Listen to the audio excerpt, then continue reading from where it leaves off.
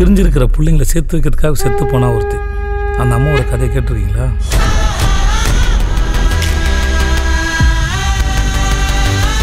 படம் சூப்பராக இருந்தது, நல்லா இருந்தது. படம் பார்க்கலாம்.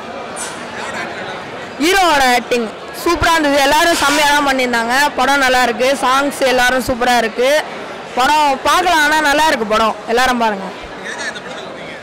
இல்லை சும்மா வந்தேன், சரி நல்லா இருக்குமே அப்படின்னு சொல்றதுனால நான் எக்ஸ்பெக்ட் பண்ண மாதிரியே இருந்தது. படம் இன்ட்ரெஸ்டிங்காக இருந்தது, ட்விஸ்டாக இருந்தது. அடுத்து என்ன நடக்கும், அடுத்து இவங்க என்ன நடக்கும் அப்படின்னு சூப்பராக இருந்தது படம். நல்லா இருக்கும். அவங்க ஒரு இடத்துக்கும் போயிட்டு பார்க்கும்போது சூப்பராக இருக்குண்ணா. ஏன்னா யாரோட ஆக்டிங், ஹீரோ இது நல்லா தான் இருக்குது. அந்த இன்னசென்ட்டு அப்படி மாறும்போது நல்லா இருக்கும். போர் அடிக்காம.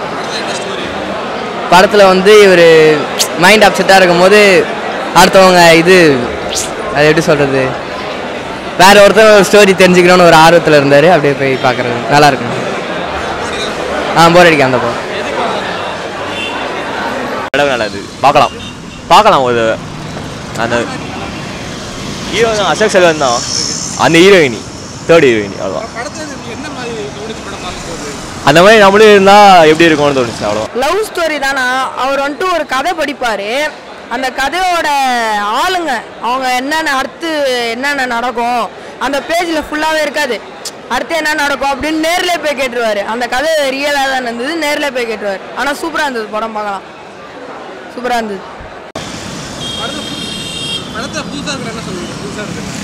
புதுசாலாம் எதுவும் இல்லை ப்ரோ, எல்லா படமும் தான் இருக்குது. எண்டிங் நல்லா இருந்தது, அவ்வளோதான். மற்றபடி எதுவும் எடுக்கிற அளவுக்கு ஒன்றும் இல்லை ப்ரோ அந்த படத்தில். அவ்வளோதான். பிரிஞ்சிருக்கிற பிள்ளைங்களை சேர்த்து வைக்கிறதுக்காக செத்து போனா ஒருத்தி. அந்த அம்மாவோட கதையை கேட்டிருக்கீங்களா?